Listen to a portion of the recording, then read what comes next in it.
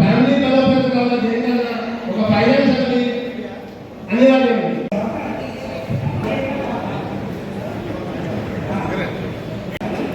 ఇప్పుడు మీడియా సభకు వచ్చారు వాళ్ళు ఆదివాసీలకు కానీ దళితులకు కానీ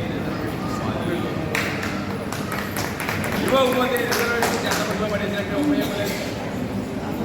కాబట్టి ఆ దిశలో రెండోది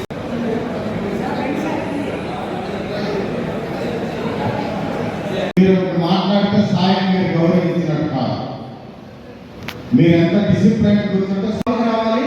మీటింగ్ ఇంకా అవ్వలేదండి, మీకు కేటాయించిన సీట్లో కూర్చోవస్తుంది. ఆ కులాల పక్షాన చివరి వరకు ఉద్యమాలు నడిపినటువంటి జిల్లా తూర్పుగోదావరి.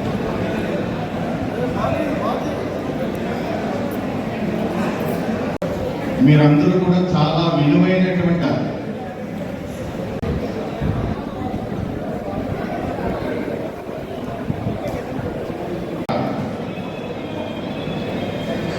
రిపబ్లికన్ పార్టీ ఆఫ్ ఇండియా, అదేవిధంగా రాజకీయ పార్టీలు,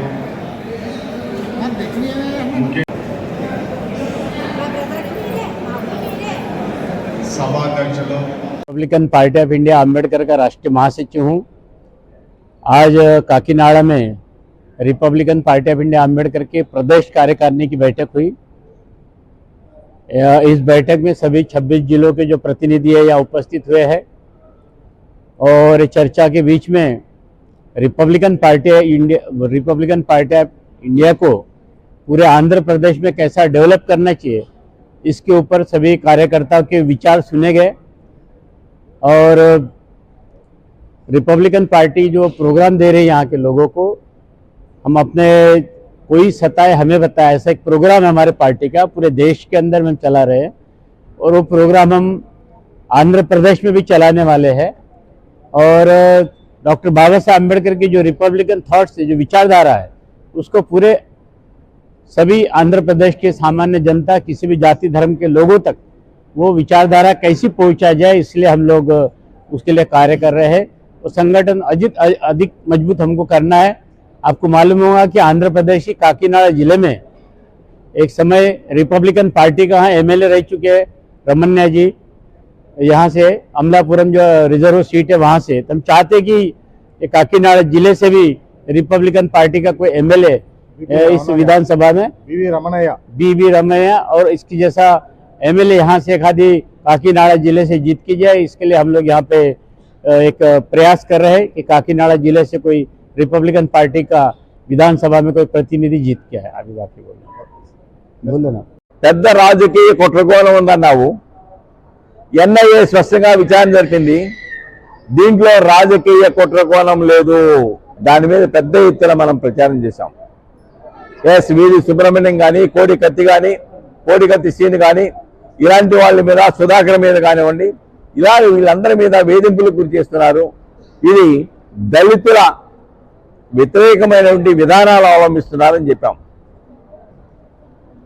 అటువైపున వాళ్ళందరూ ఏకమయ్యారు, వాస్తవాలు గమనించారు।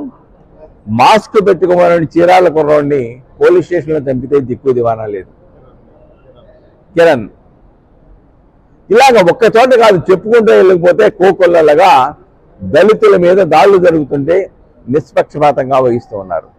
ఇప్పటికైనా ఈ జిల్లా కలెక్టర్ గారిని, ఎస్పీ గారిని రిక్వెస్ట్ చేస్తూ ఉన్నాం, బివి సుబ్రహ్మణ్యం కేసులో చట్టబద్ధంగా రావాల్సినటువంటి ఏదైతే బెనిఫిట్స్ ఉన్నాయో, వృద్ధాప్యంలో అనారోగ్యంతో బాధపడుతున్న వాళ్ళ తల్లిదండ్రులకి ఇవ్వాలి, వాళ్ళ మీద దేశే బతుకుతున్నటువంటి వాళ్ళ అబ్బాయికి జాబ్ ఇవ్వాలి, భూమి ఇవ్వాలి, ఇల్లు ఇవ్వాలి। ఇది చట్టంలో ఉన్న అంశాలు। అంతేకాకుండా చట్టానికి అధిగమించి కూడా కలెక్టర్లు కొంత ఆర్థిక సహాయం చేయడానికి అవకాశం ఉంది। ఆ దిశలో ఇచ్చి ఈ సమాజంలో దళితులు ధైర్యంగా జీవించేటువంటి రక్షణ కల్పించవలసిన ప్రస్తుత ప్రభుత్వం మీద ఉన్నది। ఆ విధంగా చర్యలు తీసుకోకపోతే ఈ రాష్ట్రంలో అత్యధిక భాగం ఉల్లంఘిస్తుంది, చట్టాలు అనుభవిస్తుంది ఎవరంటే ఆదివాసీలు, దళితులు, మధ్యతరగతి వాళ్ళు। ఈ రోజున మీరు రాజమండ్రి సెంటర్ దగ్గరికి వెళ్ళి చూడండి, దాంట్లో ఉందెవరు? అందరూ పేద మధ్యతరగతి దళిత ప్రజానీకం జైల్లో మగ్గిపోతా ఉన్నారు. కానీ కోట్లాది రూపాయలు ఆర్థిక నేరాలకు పాల్పడిన వ్యక్తులు ఈ వ్యవస్థని చిన్నాభిన్నం చేయడానికి ఆర్థిక ఉగ్రవాదంలో